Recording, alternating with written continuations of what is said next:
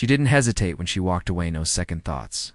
No guilt, no looking back. I wasn't enough for her, not back then. I didn't have the success, the wealth, the status she craved, and so she left, chasing a better life with someone else. I let her go. I didn't fight for her. I didn't beg. I simply watched her turn her back on me, believing she had one. But what she didn't know was that I wasn't done. I built myself from the ground up. I became everything she wanted, everything she thought I could never be. And now, after all this time, she's the one standing at my door. But the difference is, now I don't want her anymore. I still remember the night she told me. She wasn't cruel about it. She didn't yell or insult me. She just sat there, staring at me with cold, detached eyes, and said the words that changed everything. I can't do this anymore. At first I thought she meant the argument we had. Just had the stress we were under, the financial struggles we were trying to fight through. But then she said it. I deserve more. I deserve more. Those 3 words cut deeper than any knife ever could. I wasn't enough for her, not the late nights of hard work, not the love I gave her, not the future I was trying to build for us. She wanted more now, and someone else was offering it. He can give me the life I want, she said, her voice steady, almost rehearsed. I didn't beg. I didn't cry. I didn't even get angry. I just sat there, staring at the woman I once thought would stand by me through anything. And then I did the only thing left to do. I let her go. She walked out without looking back, and I made a promise to myself that night. One day she would regret it. The night she left, I didn't sleep, not because I was heartbroken. That part had already died the moment she chose someone else. No, I stayed awake because I knew this was the beginning of something new. She wanted more? Fine, I would become more. I worked harder than I ever had before. Every hour of struggle. Every door that closed in my face. Every setback, I used them as fuel. I poured everything into my business, my career, my life. While she was out there enjoying the luxury she traded me for, I was in the trenches building something bigger than even she could imagine. I let it. Because I knew something she didn't. Pain is temporary, but power. Power is permanent. Months turned into years. My name started to mean something. The same people who once doubted me were now calling, wanting to be a part of my success. The same businesses that rejected me were now offering partnerships. I became everything I told her I would be. But the best part? I never once thought about her, till the day she came back. It started with a message, simple hesitant text. Hey, it's been a long time. How have you been? Stared at the screen, amused. She had no idea. She had no clue how. Much had changed. I didn't reply. Then came another message. I saw your interview. I'm really proud of you. Proud. Now she was proud. Where was this pride when I was struggling, when I was picking up the pieces of my life while she was out? Living hers? I left the message unread. And then, just like that, the calls started once, twice, every few days.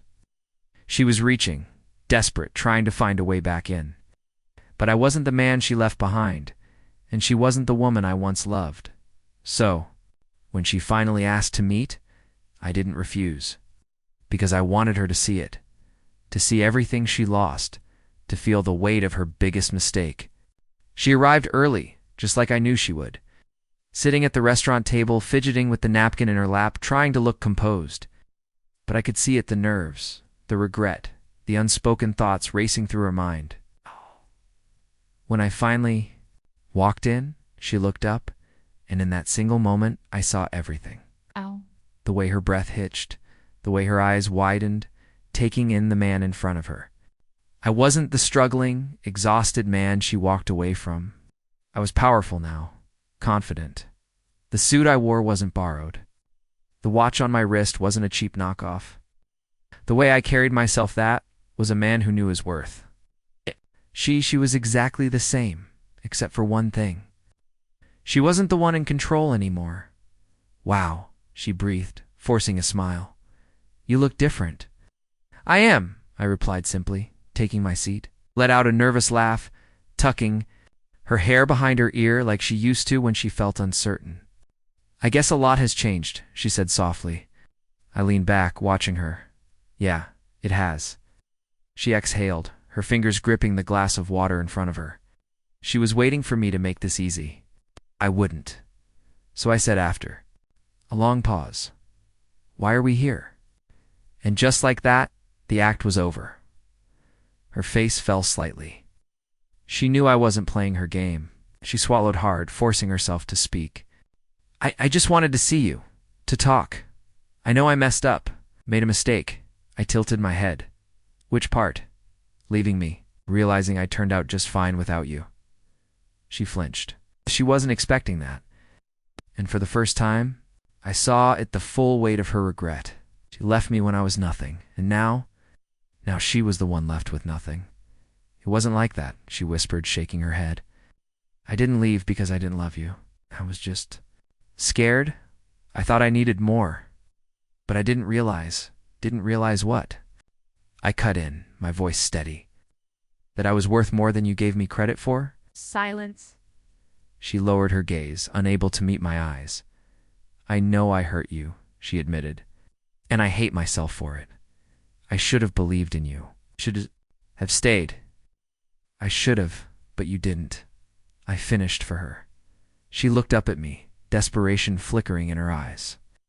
"I just want a second chance." I leaned forward slightly, watching her hold on to the last shred of hope. She had left. "Let me ask you something," I said, my voice calm, composed. "If your life had turned out the way you planned, if he hadn't left you, would you still be sitting here right now?" The question hit like a bullet. She froze. Her breath caught in her throat, her fingers clenched against the napkin in her lap. She wanted to say yes. She wanted to lie. But we both knew the truth. And in that moment, I saw it in her eyes, the realization it wasn't me she missed. It was the security, the life she thought she could come back to, the man she once underestimated but now couldn't have. I chuckled softly, shaking my head. That's what I thought. And just like that, her last hope shattered. I pushed my chair back and stood up, sliding my hands into my pockets. "I think we're done here," I said. She blinked rapidly, as if trying to stop the tears threatening to spill. "Wait, please," she whispered. "Can we at least talk? I don't want to lose you forever."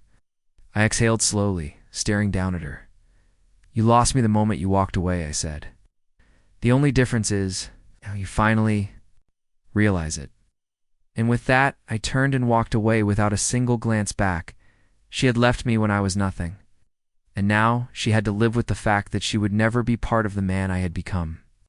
As I stepped outside, the air felt lighter. I once thought revenge meant making someone suffer. But the truth? The greatest revenge is becoming someone they can never have again. Some people don't regret losing you. They regret losing the version of themselves they were when they had you. When they finally realize that, it's already too late. The end.